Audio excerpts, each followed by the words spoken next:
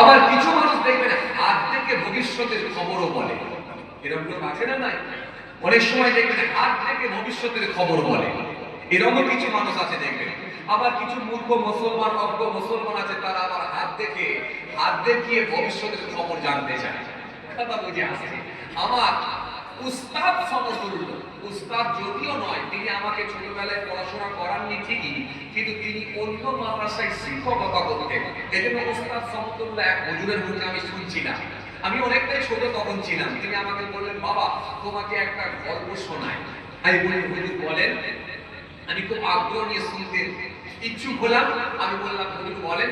তিনি বললেন, বাবা তোমাকে একটা গল্প শোনাই, শোনো। আমি কি বলেন হুজুর?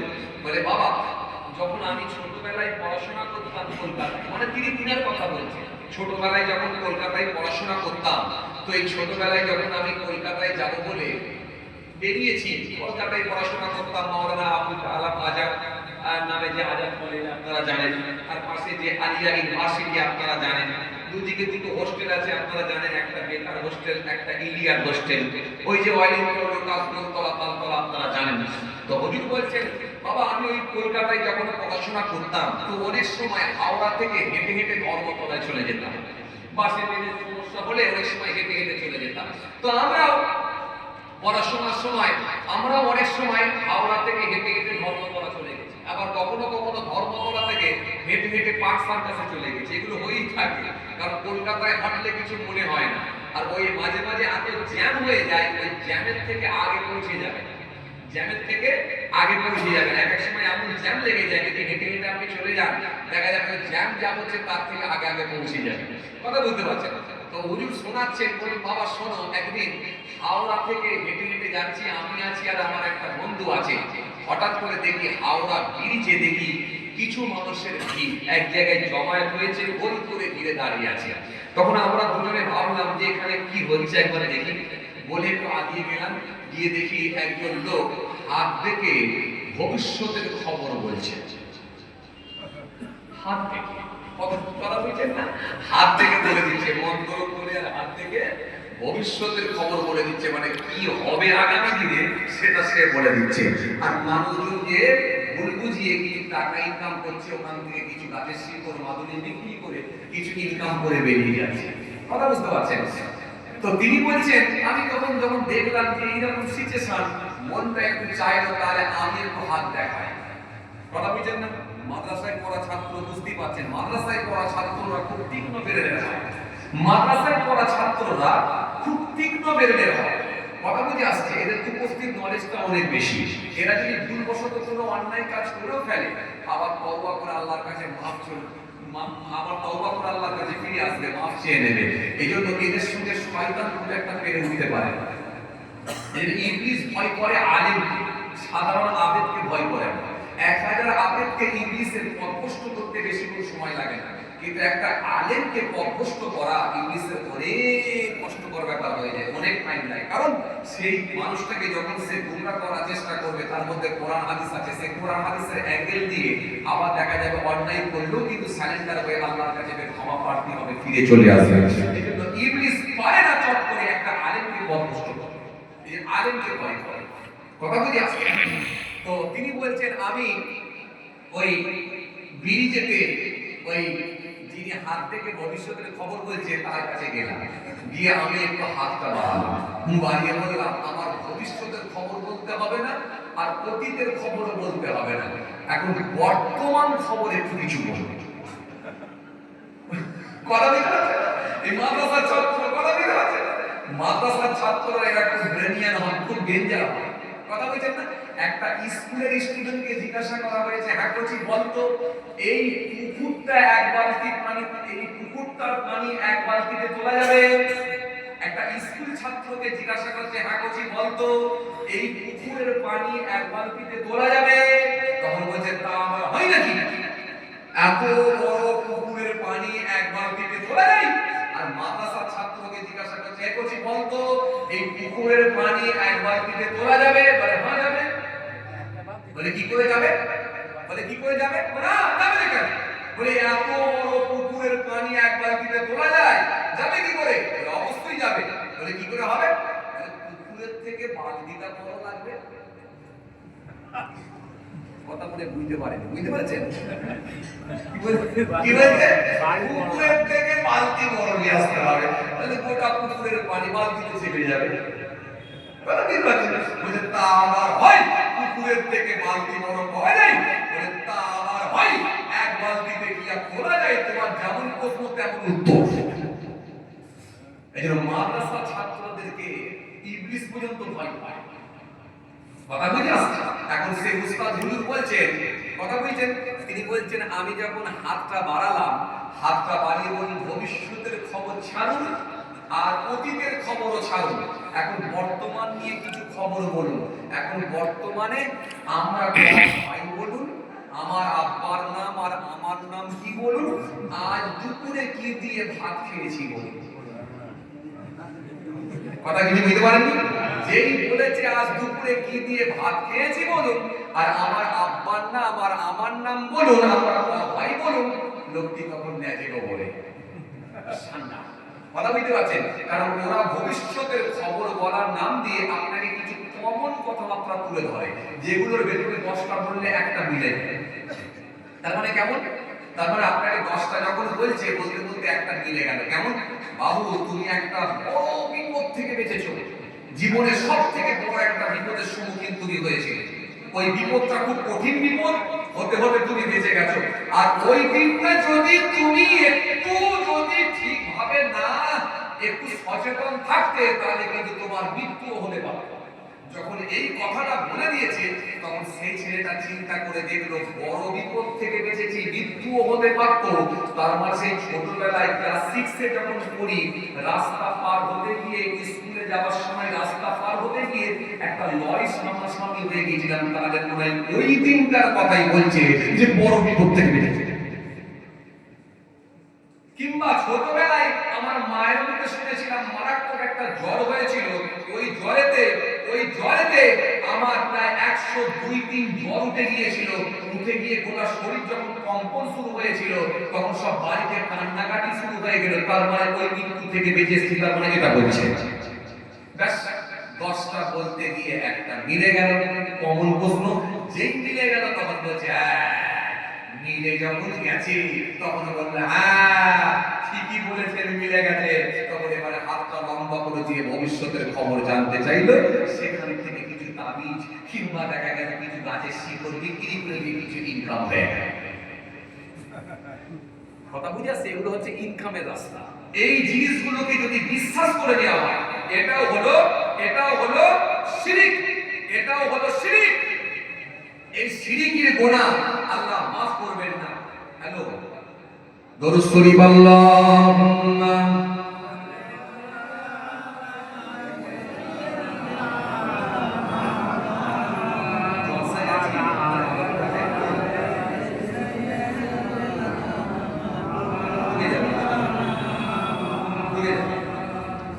মহাব্বতে দরুদ শরীফ আল্লাহুম্মা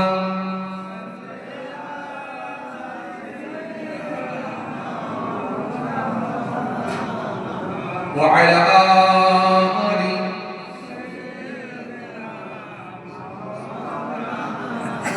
এই হাতকে বলে দেওয়া, এটাও কিন্তু ভবিষ্যতের খবর যদি বিশ্বাস করি মনে করে হাত থেকে মহাব্বতে দরুদ শরীফ আল্লাহুম্মা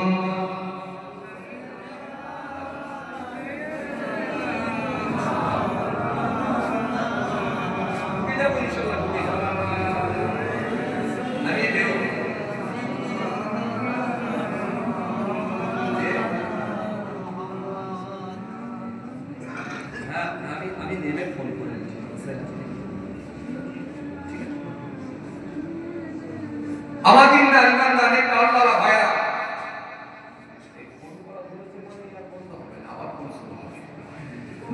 যে কথা বলতে চাইছিলাম ভাইরা আমার, বন্ধু আমার, মানে এগুলো হচ্ছে আকীদাগত দিক দিয়ে শিক্ষা। এগুলো ছোট ছোট কিন্তু হয়ে থাকে অনেক সময়। যেমন ধরেন আপনি আল্লাহ না করেন কোন একটা বয়স্ক লোক চাচা মাচায় বসে আছে, মুখটা শুকনো হয়ে গেছে, মুখটা ছোট হয়ে গেছে, বড় যেমন অসুস্থ নিয়ে বসে আছে। একটা যুবক ছেলে ওই রাস্তা দিয়ে যাচ্ছে, যেতে যেতে সাইকেলটা নিয়ে দাঁড় করানো, দাঁড় করিয়ে বলছে চাচা কি হলো, আসসালামু আলাইকুম। ওয়া আলাইকুম আসসালাম। চাচা কি হলো, মন টন খারাপ কেন, এরকম মুখ শুকিয়ে বসে আছেন? চাচা বলছে বাবা শরীরটা খারাপ, অসুস্থ, তাই শরীরটা শুকিয়ে গেছে, একটু মন টন খারাপ করে বসে আছে। তখন যুবকটা বলছে আচ্ছা চাচা কি হয়েছে আপনার? বলছে বাবা সুগারটা একটু বেড়ে গেছে। বলে সুগার কত হয়েছে? বলছে বাবা সুগার প্রায় এখন 430 হয়ে গেছে। যখন বলেছে 430 হয়ে গেছে, তখন ওই যুবক ছেলেটা বলছে আপনাকে তো আমি বললাম যে আমার আব্বা কাটিহাটে একটা ডাক্তারকে দেখিয়ে ভালো হয়েছে, ওই ডাক্তারটা খুব ভালো, ওই ডাক্তারই তো ওষুধ দিয়ে আমার আব্বাকে ভালো করলো। আর তোমাকে আমি বারবার বললাম যে একবার ওই ডাক্তারকে দেখাও, কাটিহাটে যাও। তুমি তো আমার কথা নেবে না, আমার কথা শুনবে না। যদি যেতে তাহলে ওখানে গেলে ডাক্তার ভালো করে দিত, ভালো হয়ে যেতে। তুমি অন্তত ওখানে একবার যেতে পারতে, কিন্তু ছোট ছেলের কথা দিলে না। তুমি আর কি করবো, আমার আর কিছু বলার নেই বলে ছেলেটা চলে গেল। আচ্ছা এই যে কথাটা বলে গেল, এই কথাটা বলার ভেতরে কোথায় সেই কি কথা ঢুকে গেল? ডাক্তার ভালো করে দিয়েছে আমার আব্বাকে, আর তোমাকেও ওই ডাক্তার ভালো করে দিত। এই ডাক্তারের সম্পর্কে যদি এইরকম ধারণা তৈরি হয়ে যায়, আকীদাগত দিক দিয়ে শিরক হয়ে যাবে। কথাটা ছোট আর কোথায় যাবে? এইবারে কমিটি সবার কাছে নাম রাখবে। সেক্রেটারি বলবে দাঁড়া আমি একবার ফোন করে দেখছি, সভাপতি বলবে দাঁড়া আমি একবার দেখছি, চেয়ারম্যান বলবে আমি একবার দেখছি। কথা বুঝতে পারছেন? আবার কি বলে কেসিআর বলবে দাঁড়া আমি একবার দেখছি। আর কাজ করবে তো যাই হোক ভাইরা আমার, আমি আপনাদেরকে কি বলতে চাইছিলাম, আকীদাগত দিক দিয়ে শিরক হতে পারে, কর্মগত দিক দিয়ে শিরক হতে পারে, আর একটা কি বলেছিলাম, ভাষাগত দিক দিয়ে শিরক হতে পারে। এর ভেতর থেকে আমি আপনাদের সামনে বুঝাচ্ছিলাম কি আকীদাগত দিক দিয়ে এটা যদি হয়ে যায় তাহলে কিন্তু শিরকের পর্যায়ে পড়ে যেতে পারে। এরপরে এরকম ভাবে ভাষাগত দিক দিয়ে আছে, কিছু কথা এমন ভাষা আছে যেগুলো বললে শিরক হতে পারে, সেগুলো নামসংখ্যাত শিরক হতে পারে। আবার কিছু আছে সেটা হচ্ছে আপনার কি বলে কর্মকাণ্ডের মাধ্যম দিয়ে, কর্মগত দিক দিয়ে শিরক, মানে আপনি এমন কাজ করে ফেলেছেন যেটা হয়ে গেল শিরকের পর্যায়ে পড়ে গেল, এটাও কিন্তু শিরক হতে পারে। সুতরাং এই শিরকি কাজগুলো থেকে আমাদেরকে ভাষাগত দিক দিয়ে, আকীদাগত দিক দিয়ে এবং কর্মমাধ্যম দিয়ে, কর্মগত দিক দিয়ে এটা থেকে কিন্তু আমাদের বেঁচে থাকতে হবে, না হলে কিন্তু আল্লাহর কাছে মাপ পাওয়াটা বড় কঠিন হবে। ভাইরা আমার, বন্ধুরা আমার, সাথী মহব্বতে ভাইরা, ভুল বুঝবেন না। এই যে কদিন আগে আমি জলসায় গেলাম মালদায় জলসায় যাওয়ার পরে খুব বড় বড় আল্লাহর ওলিদের রওজা আছে, মাজার আছে।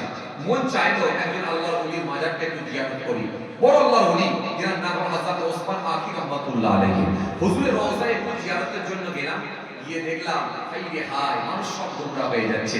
এসে একেবারে নাক আর কপাল লাগিয়ে দিয়ে পুরো সিজদা দিয়ে আর বিড়বিড় করে মনে যা আছে সব হুজুরকে বলছে, কারণ সে জানে আমার কথা হুজুর শুনছে আর ব্যবস্থাটা হুজুরই করে দেবে। এটা সে বিশ্বাসও করেছে, আমার নাক আর কপাল লাগিয়ে সিজদা দিয়েছে। একেবারে তার কর্মের মাধ্যম দিয়ে কর্মগত দিক দিয়ে শিরকের সঙ্গে সম্পৃক্ত হয়ে গেল। এজন্য এই জিনিসগুলো থেকে বিরত থাকতে হবে। আপনি হয়তো অনেক সুফি সাহেব মানুষ, অনেক ধার্মিক মানুষ, আপনি জানেন ঠিক আছে, কিন্তু আপনার স্ত্রী এমন কথা বলে ফেলতে পারে। কি কথা? যে আমার ছেলেটা যদি সুস্থ হয়ে যায় তাহলে হারওয়াই গিয়ে গোরাচাঁদ হুজুরের দরবারে গিয়ে, বাবা গোরাচাঁদ আমার ছেলে সুস্থ হলে তোমার দরবারে গিয়ে আমি সিন্নি দিয়ে আসবো, কিংবা মুরগি দিয়ে আসবো, বাবা গোরাচাঁদ তুমি রক্ষা করো, ভালো করো। ব্যাস হয়ে গেছে।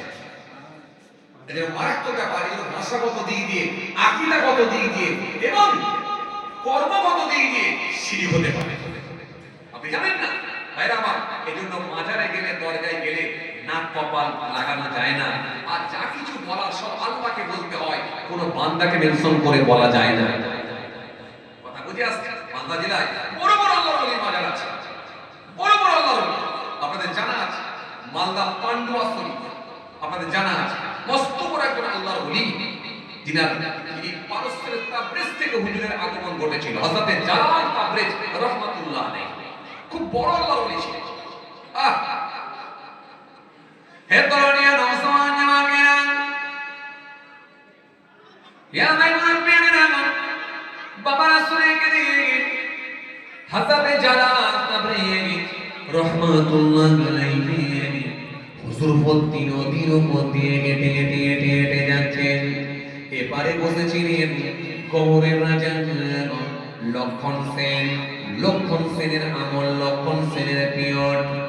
লক্ষণ সেন নদীর পাড়ে বসে বসে হাওয়া খাচ্ছেন, নদীর পাড়ে বসে বসে আনন্দ উপভোগ করছেন, মজা করছেন, মজা পাচ্ছেন, হাওয়া খাচ্ছেন।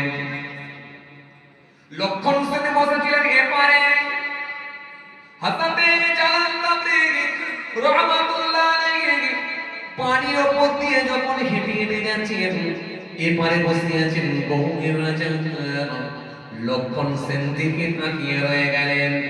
পানির উপর দিয়ে হেঁটে হেঁটে আসেন, এটা মানুষ না অন্য কেউ। পানির উপর দিয়ে হাঁটতে তো কোনো মানুষ পারার কথা নয়। যেখানে লঞ্চের দরকার হয়, যেখানে বোটের দরকার হয়, যেখানে স্টিমারের প্রয়োজন হয়, কোন জায়গায় জাহাজ চলে, পানির উপর দিয়ে এরকম জাহাজের উপরে করে স্টিমারে করে বোটে করে যানবাহনের মাধ্যম দিয়ে যেতে হয়। কিন্তু পানির উপর দিয়ে মানুষ হাঁটে, এইরকম দৃশ্য তো আমি কোনোদিন দেখি না। লক্ষণ সেন দেখে হতভম্ব হয়ে গেলেন, অবাক হয়ে গেলেন। কি দেখছি, কি দেখছি, এটা কোনো মানুষ না, এটা কোনো অন্য কিছু, এটা তো আমি বুঝে উঠতে পারি না। আল্লাহর ওলি হযরতে জালাল তাবরিনী রাহমাতুল্লাহ আলাইহি হুজুর আমার পানির উপর দিয়ে হেঁটে হেঁটে হেঁটে হেঁটে হেঁটে হেঁটে চলে এলেন, কিনারায় এলেন, নদীর পাড়ে চলে এলেন। পাড়ে এসে জমিনের উপরে পা দিয়ে হেঁটে হেঁটে চলে যাচ্ছেন। নদীর পানি দিয়ে হুজুরের পা পর্যন্ত ভেজে না। গৌড়ে রাজা থাকতে না পেরে ছুটে গিয়ে হুজুরের পা দুটো জড়িয়ে ধরতে যায়। আল্লাহ বললেন, ডোন্ট টাচ মি, তুমি আমাকে টাচ করবে না, ছুবে না, ছুবে না। কি হয়েছে তুমি আমাকে মুখে বলো। লক্ষণ সেন সেই সময় বলেছিলাম, ও বাবা পাকিস্তান, ও বাবা মুসলমানদের পেশায়, আপনার ক্ষমতা আমাকে হতভম্ব করেছে, আপনার ক্ষমতা আমাকে অবাক করেছে। পানির ওপর দিয়ে কোনো মানুষ হাঁটতে পারে, এটা জীবনের প্রথম দেখছি সচক্ষে। আমি তো এরকম ঘটনা কোনোদিন দেখি না। ও বাবা ফাকির সাহেব, আপনি বিরাট পরের মালিক, বিরাট ক্ষমতার অধিকারী আপনি। হুজুর বললেন, বাবা শুনে রেখে না, ও বাবা জেনে রেখে দাও বাদশা, এটা আমার কোনো ক্ষমতা নয়, এটা আমার কোনো শক্তি নয়, এটা আমার কোনো ক্ষমতা নয়। হাযা মিন ফাজলি রাব্বি, এটা হলো আমার স্রষ্টার দেওয়া ক্ষমতা। আমার ক্ষমতা এটা হয়ে যেত, এটা হয়ে যেত। কেন? আল্লাহ যেটা পারেন সেটা আমি পাচ্ছি পানির উপর দিয়ে, তার মানে এটাও হলো শিরক। কথা কিছু বুঝতে পারছেন? ওলি হওয়া যায় এত সহজে নয়। এই জন্য ওলিরা যারা হয়েছে সব আলেমরাই ওলি হয়েছে, বেশিরভাগ আলেমরাই ওলি হয়। আবেদ লোক, তাকে ইবলিস শয়তান পথভ্রষ্ট করতে বেশি কোনো সময় লাগে না। কোন মুহূর্তে আপনাকে এমন প্যাচে ফেলে দেবে, দিয়ে আপনার ঈমান আমল সব শেষ করে দেবে। কথা কি বুঝে আসছে? এখানেও তিনি বললেন, না আমার ক্ষমতা নাই, আমার কি ক্ষমতা, আমার মালিক তিনি দয়া করে আমাকে দান করেছিলেন বলে আমি হাঁটতে পারছি। বলবেন না, দিয়েছেন বলে আমি হাঁটছি, আমার কি ক্ষমতা। লক্ষণ সেন সেই সময় বলে, ও বাবা পাকিস্তান, ও বাবা পিস্তান, আপনাকে কিছু আমি গিফট করতে চাই, আপনাকে আমি কিছু দিতে চাই। আল্লাহর ওলিদের ভেতরে কোন লোভ থাকে না, কোন লালসা থাকে না, কোন চাহিদা থাকেন। আল্লাহর ওলি সেই সময় বললেন, না না না না, আমি তো তোমার কোনো উপকারী আছি না, আমি তোমার দেওয়া গিফট কেন গ্রহণ করব? হুজুর বললেন, আমি নব না। লক্ষণ সেন বলে, আমি ছাড়ব না। হুজুর বলেন, আমি নব না। লক্ষণ সেন বলে, আমি ছাড়ব না। হুজুর বলেন, আমি নব না। লক্ষণ সেন বলে, আমি তবু ছাড়ব না। জোর করে যেটা দেওয়া হয়েছিল, 2 বিঘে 4 বিঘে 6 বিঘে 8 বিঘে 10 বিঘে সম্পত্তি নয়, জোর করে যেটা দেওয়া হয়েছিল 22,000 সম্পত্তি হুজুরকে দেওয়া হয়েছিল। ওই আল্লাহর ওলি ওই জায়গায় বসে বসে ইবাদত বন্দেগি করতে থাকেন। পরে বাংলাদেশের স্মৃতির মাটিতে গিয়ে শেষ নিঃশ্বাস ত্যাগ করেন। ওই জায়গাটা ফকির অনাথ কাঙ্গালদের নামে লিখে দিয়ে চলে গেছিলেন। এই জন্য ওই জায়গাটার নাম হলো আজও পর্যন্ত 22,000। মালদা পান্ডুয়া শরীফে যাবেন, সেখানে গিয়ে দেখবেন বোর্ড লাগানো আছে, এত এত সালের এত তারিখে এত তারিখে এত এত সালের এত তারিখে ভর্তি নদীর ওপর দিয়ে মুসলমানদের একজন পীর নদীর ওপর দিয়ে হেঁটে হেঁটে চলে গিয়েছিলেন। নদীর পানিতে হুজুরের পা পর্যন্ত ভেজে না। বান্দা যখন আল্লাহর হয়ে যায়, কুল মাখলুকাত তার গোলাম হয়ে যায়। আল্লাহর ওয়াদা আছে, ফাসকুরুনি আযকুরকুম, বান্দা আমাকে স্মরণ কর, ডাক, আমি কথা দিচ্ছি তোদেরকে স্মরণ করব। যে বান্দা আমার হয়ে যাবে, আমি কথা দিচ্ছি তার হয়ে যাব। আল্লাহ বলেছেন, সুন্দর করে বলেছেন, যে বান্দা আমার হয়ে যাবে, আমি কথা দিচ্ছি তার হয়ে যাব। ওয়াস্তাঈনু বিস-সাবরি ওয়াস-সালাহ, মানে তোমরা ধৈর্য, সবর, ওয়াস-সালাহ, তোমাদের মাধ্যমে আমার দরবারে দোয়া চাও, আমি আল্লাহ কথা দিচ্ছি তোমাদের দরখাস্তকে কবুল করে নেব। সুবহানাল্লাহ। ভাইরা আমার, বন্ধুরা আমার, সাথী মুহাম্মদের ভাইরা, এই জায়গায় আসা খুব কঠিন, খুব চাপ। এজন্য আপনাদেরকে আমি একটা বলছিলাম, সব গুনাহ আল্লাহ মাফ করে দিতে পারে ইনশাআল্লাহ। নবী আমাদের জন্য সুপারিশ করবেন ইনশাআল্লাহ। কিন্তু একটা গুনাহ থেকে বিরত থাকা, সেটা হলো শিরক। এই শিরক এর অনেক দিক আছে। আমি এক একটা দিক নিয়ে আপনাদের সামনে কিছু আলোচনা করছিলাম, কিছু তুলে ধরছিলাম।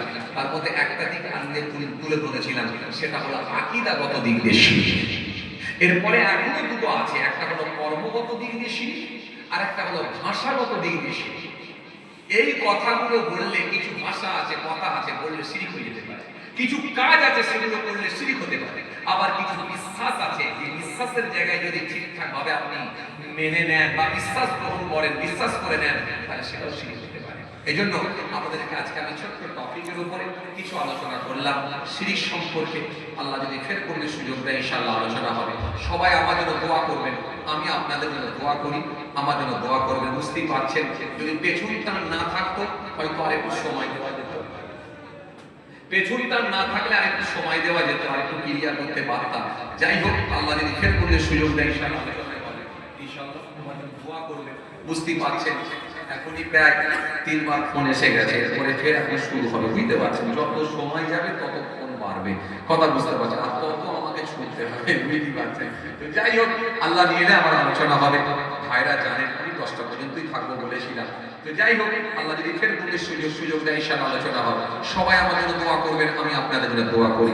আসেন, ছোট্ট করে দাঁড়িয়ে একটু সালাম পাঠ করে দোয়া হবে।